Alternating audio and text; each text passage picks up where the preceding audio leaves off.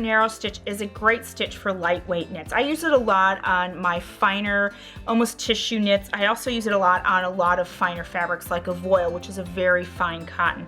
Now we've already threaded up for the upper and lower looper, and we're going to use a 1 needle thread because this is a 3-thread stitch, but we want to use a narrow stitch. So we need to actually move our needle over into the right position versus the left position. So I'm loosening the screw for the left needle so I can take that needle out, but I also loosen the screw for the right needle so that I can make sure that I can slide that needle over. And I'm pulling that needle out, and to align the needle with my right needle position, I'm going to make sure again that I have the flat side of the needle towards the back and the curved side towards the front, and I'm lining it up with the position on the needle plate where the needle would come down, and then I'm going to take that needle just straight up, and it should be in position to go ahead and tighten that screw.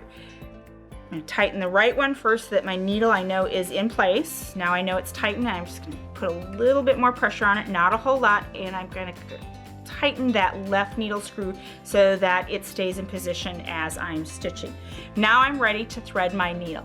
Again, we're in the right needle position, so we're going to use that orange thread. Come up through the antenna guide. We don't have that back pre-tension guide for our needles, but we do have one right above the tension disc. So we're going to slide that thread from the left to the right. We're going to come to the right side of the tension disc. Again, this is a clockwise motion, all the way around up to the top and then back down so that it catches in that little spring. Now, if we look at our threading chart, it tells me I want to come underneath this guide and then over the little hook. The last guide that I thread before I thread the eye of the needle sits actually right above the needles, and it's almost like a little shelf. When I thread that, I grab the thread with my left pointer finger and I slide the thread over that shelf and pull down. I find by doing this, I always make sure that I am in that guide. Now I'm ready to thread the needle, and what I want to do is always make sure that I have a nice clean cut on that thread so that it slides through that eye very easily. We're going to go from the front to the back through the eye of that needle, and we're going to pull the thread to the back side and then underneath, and then I'm going to attach the presser foot. So my needle is now threaded. I can close the front door cover. We don't need to examine the thread chart anymore. And to slide that presser foot in place, I'm going to simply slide it underneath, just like that. Lower the presser foot and make sure that it's connected in place and raise that presser foot. Now, if I refer to the setting chart from my instruction manual, for a 3-thread overlock narrow, I'll notice that I did not use that left needle, but I did use that right needle. I'm going to use my upper looper, and they tell me to put my tension on 4, and for my lower looper, they tell me to put my tension on 3. So let's go ahead and adjust our tensions to the settings suggested, and let's see what happens. The first fabric we're going to play with is actually going to be our cotton piece. And this is a light to medium weight cotton, probably more on the medium side. I am placing my fabric underneath my presser foot, and I'm just going to stitch to the end. As I come to the end, I'm going to engage that thread cutter by pressing down on the lever and cut the thread. Now let's take a look at that stitch. Oh, I need to make some adjustments. The first thing I can see is that I actually need to shorten that stitch length to about 2.5. Okay, that will bring those stitches a little closer together. And if I look at that needle thread, I actually think that that looks a little loose, because can you see how that's pulling up like that? Let's take that needle thread back to 4. And if I look at the front side, that lower looper thread is being pulled to the front, which gives me an indication that that 3 setting might be a little loose. So let's take that to actually a 4 setting. Now let's stitch on the other side of the fabric so we can compare the 2 stitches and take a look at the stitch this time to see if the adjustments that we made our tensions that we were having problems with.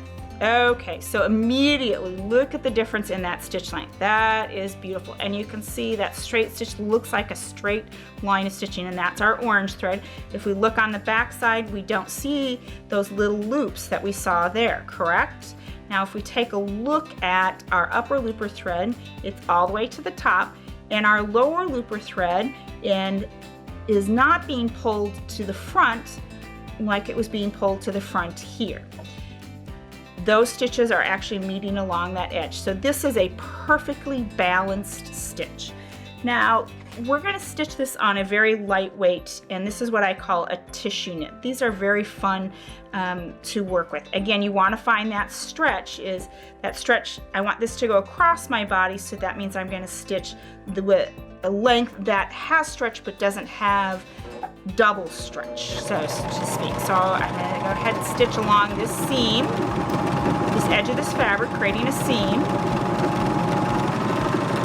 And the reason that I use this on these lightweight knits is the fact that they're smaller, so they don't add bulk to that. And look at how beautifully that stretches. If I open this up to look at the right side, look at that beautiful seam with just that narrow stitch. Perfectly balanced. My threads, meaning my upper and lower looper, are meeting along the edge. You can see the straight stitch for that needle thread, and I see nothing out of alignment as far as tensions. Now we're going to try this on a really lightweight cotton. This is a cotton voile, and a cotton voile is usually very lightweight. It has a very high thread count and a very tight weave. Let's take a look and see what this stitch looks like on this fabric. Again, because this fabric is lightweight, I don't want a heavy stitch, not just so much as far as the thread goes, but as far as the depth of the stitch adding bulk to that seam. Again, look at how beautiful that is. I see my upper looper thread on the front side, my lower looper thread on the back side. They meet on the edge, and when I open this up, I have a perfectly beautiful seam. That is the 3-thread narrow overlock, and you can see how easily it is to set up for it, but how easily it is to use on all those specialty or lighter weight fabrics.